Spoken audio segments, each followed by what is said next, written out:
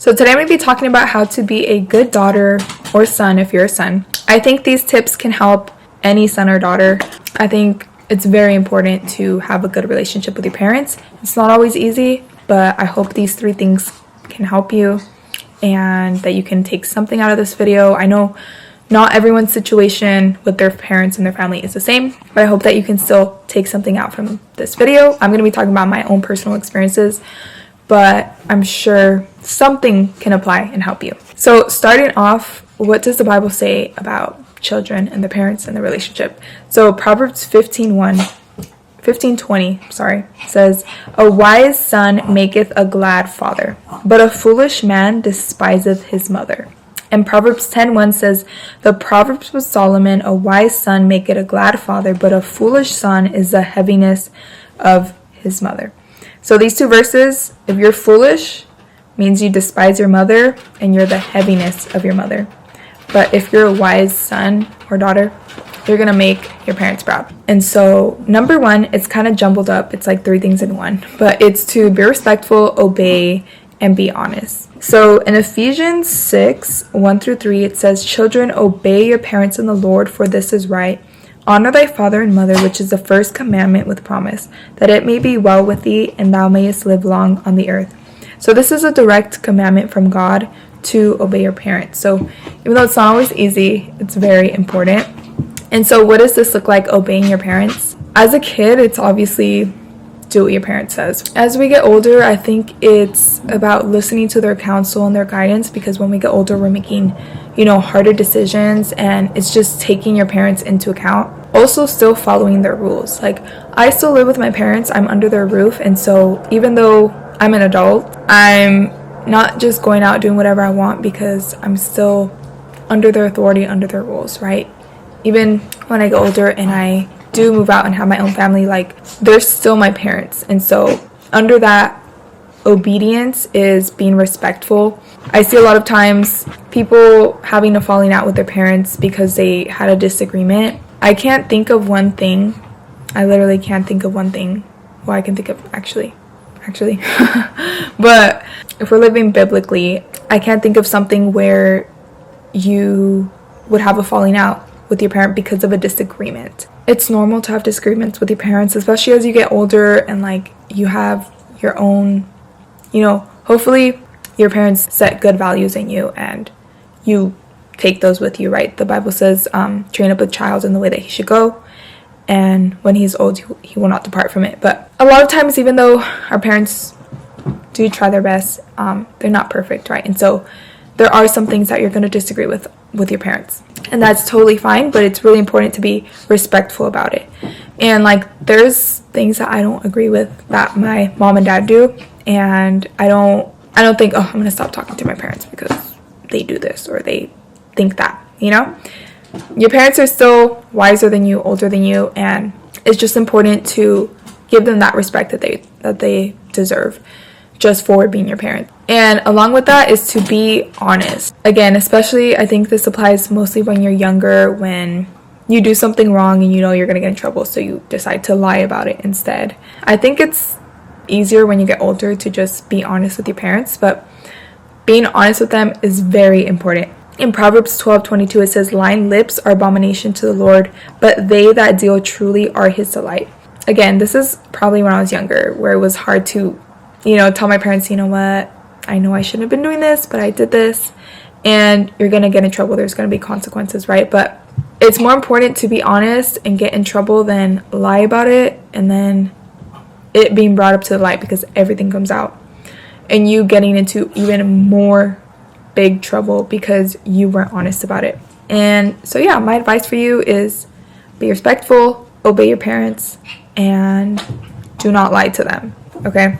Now my second tip is to serve them with a good attitude. So like, always be willing to help them out, offer them help like with whatever they're doing, always offer them like a snack, like these are just like practical tips, but like ask them if they want water, something to drink. Like, just always be willing to serve them and show them that like you're there to help them out. And of course, like, do it with a good attitude. Don't just be like, "Mom, like, do you want something to drink? Because I'm in the kitchen. Like, do you want something?" Like, No, just like be like, hey mom, like can I get you anything? Or because it adds up. Like obviously everyone goes through it, but in my teenage years when I was just like super rude and horrible to my parents, I remember I have a specific memory of my mom. I feel so bad and sad, but her asking me like, where did my sweet girl go? Because obviously when I was little, most of the kids are like sweet and cute, you know?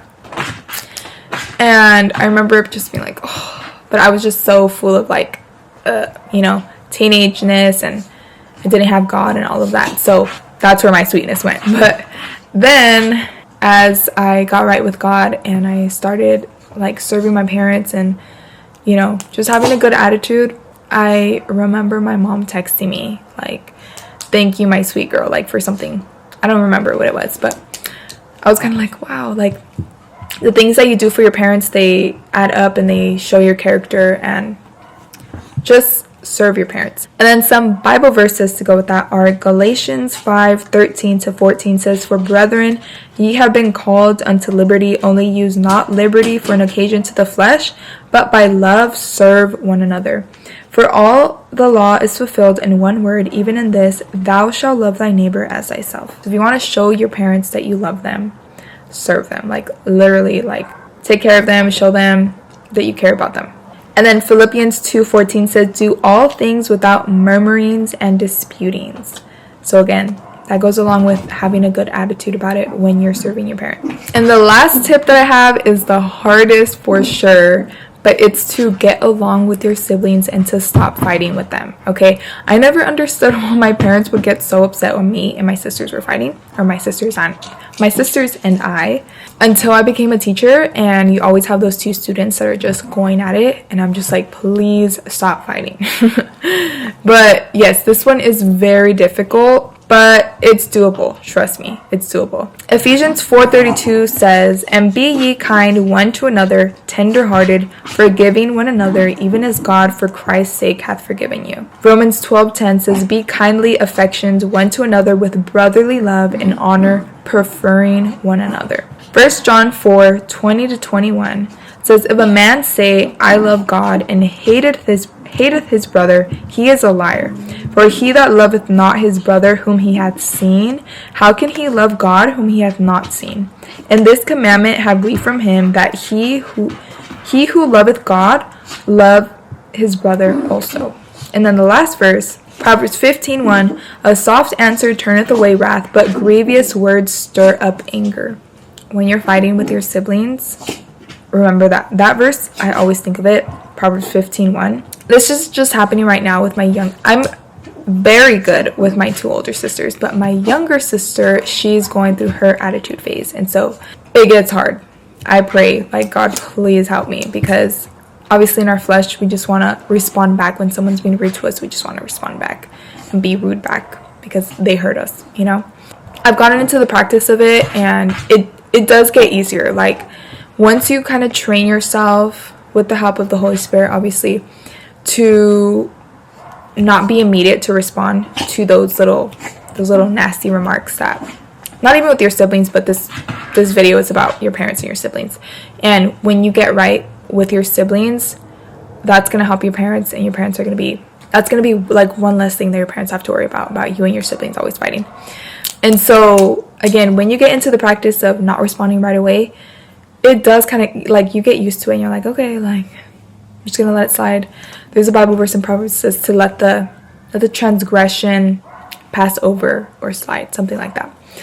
And so when you fix your relationship with your siblings and you're not always like fighting and going at it with each other, then that honors your parents, because obviously your parents don't want you guys fighting.